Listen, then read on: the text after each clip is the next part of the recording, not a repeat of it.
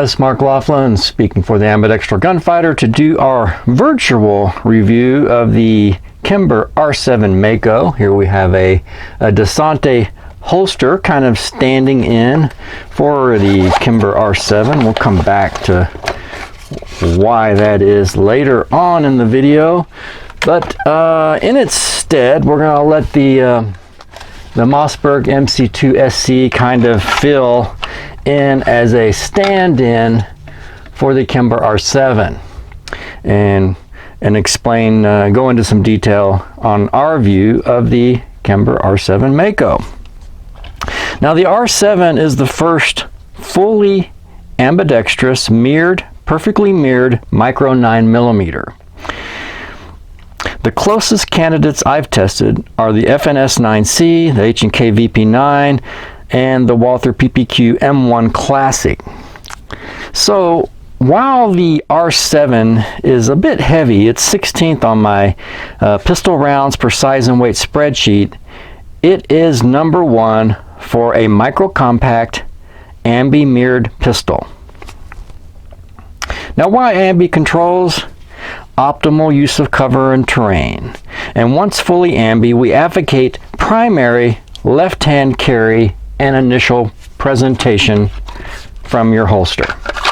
So we'd set up the holster for left-hand use and present initially left-handed. We have a video explaining why, link down in the description. But why primary left-hand carry?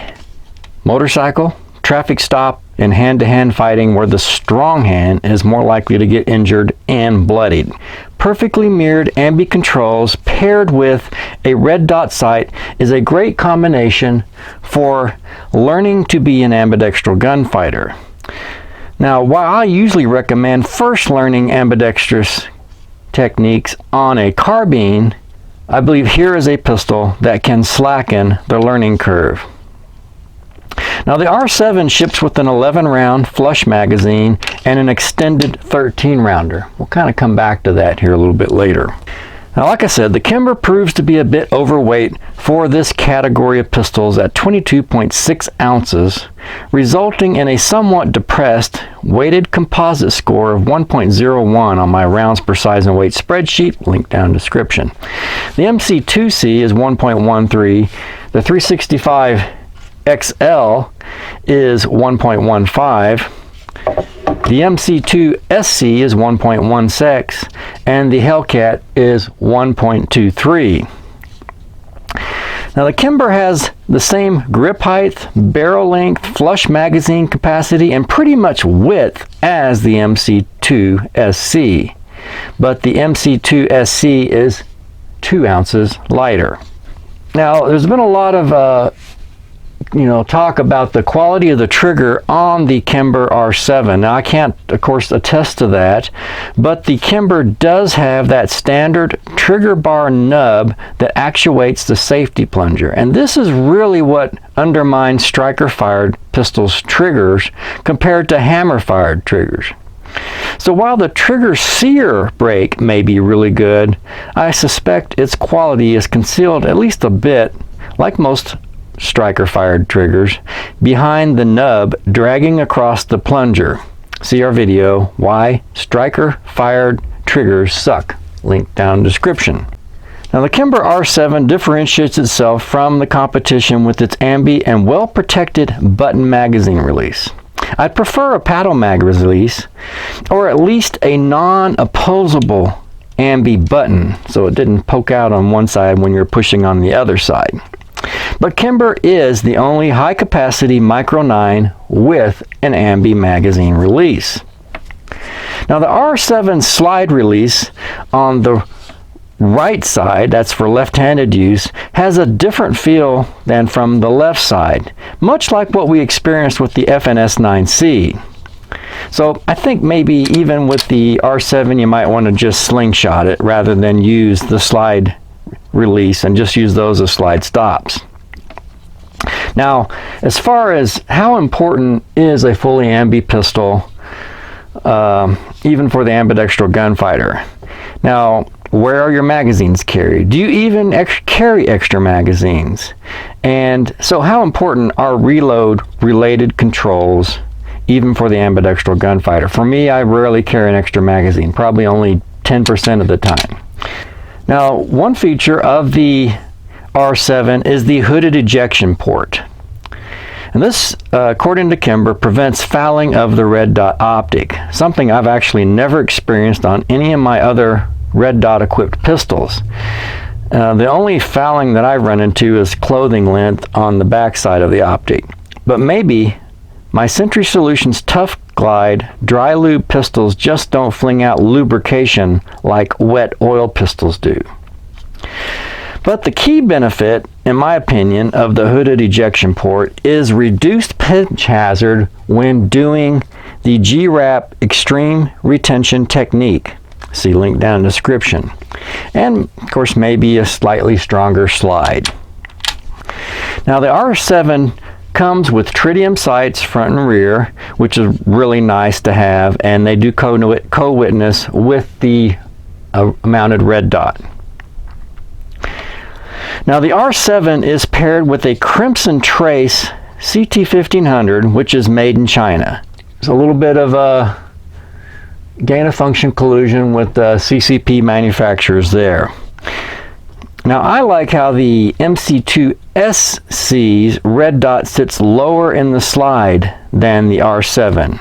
So anyway, to my disappointment, Sig, Springfield Armory, and Kimber are all contributing to the gain of function of Marshall goods for the PRC. I really expected better of Kimber in this regard, being a kind of a harder, maybe potentially a hardcore American manufacturer. Whatever pistol you purchase, please do not buy a Chinese optic, and give serious consideration to shield sights SMSc or RMSc, which is manufactured in the UK, but at least a NATO ally. Now we had no opportunity to test an R7 with our bloody hands test, but I doubt the serrations on the R7 can match the Mossberg pistol's serrations. Now grip texture, I generally prefer the forefinger and thumb smooth channels as on the P365 series and the Mossberg MC series than the R7's full length texture. But I do like that the R7 has landing points similar to the Hellcat and the MC series of pistols from Mossberg. I also like that the R7 has a fence similar to the Hellcat and the Mossberg pistols, a fence that kind of keeps your hands off of the slide and also provides some protection for the controls. Now Sig, the MC2sc, and Kimber all chose proprietary accessory rails, so no easy way to mount a Mantis X10 training aid. Now, like many reviewers, I managed to get discounted firearms, free firearms, or a few months to test and evaluate a firearm direct from the manufacturers. However, I don't just wait for someone to offer me a firearm to review, but I seek out those that I believe are particularly good or specially suited to the ambidextral gunfighter. The release of a fully and perfectly mirrored Ambi Micro 9 motivated me to send a proposal to Kimber. I think I made a pretty good case as to why AmbGun should review the R7. I'll post the proposal online at ambgun.com. The response from Kimber's media person was, "I've got you on our list for a media gun. When would you need the gun by?" So I proceeded to create a 1,200 word outline of the forthcoming video on the R7. I even acquired the DeSantis Slim-Tuk holster for the R7 and secured 1,000 rounds of ammo for testing and sent Kimber my FFL. During my background research on the R7 to see if any other channels covered the two things that I think make the R7 truly unique, I stumbled upon a video by Hunter at rangehot.com.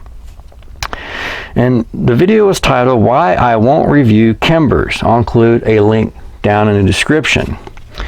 Hunter's story also had Kimber's media person, a different person back then, promise to send a review pistol, but to ultimately be canceled by the media person's boss. So I was kind of wondering if this would turn out to be my fate too. So I went along for the ride to see what would happen, and sure enough, I started seeing signs that my media contact was facing some pushback from their boss, and after about 10 weeks, I was informed that my request was denied by management. Now, for the size of my channel, I'm surprised at the number of guns I am sent to review, so I'm not feeling like I'm entitled to anything. In fact, given the cost of ammo, I'm almost relieved that no R7 is on the way.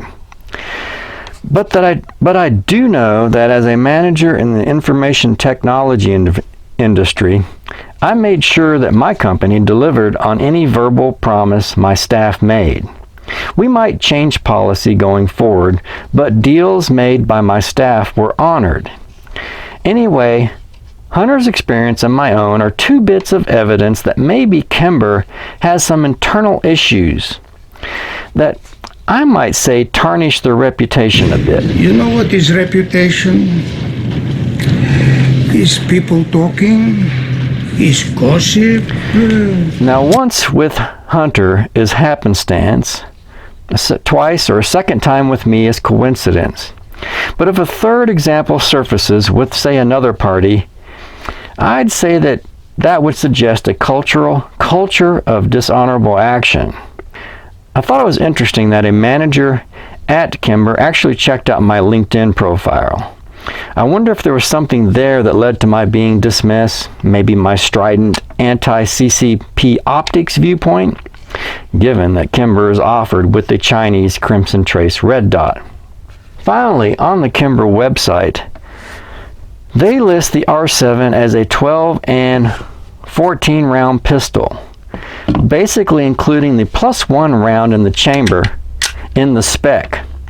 Now, while I'm not a fan of the whole adding +1 everyone talks about capacity, I think it's just a bit misleading for Kimber to use the total capacity, magazine and firearm, including one in the chamber, when other manufacturers use just magazine capacity. So maybe we're at a 2.5 on that happenstance, coincidence, enemy action scale. It's Mark Laughlin speaking for the Ambidextral Gunfighter. Please like, share, and subscribe. Thanks for watching.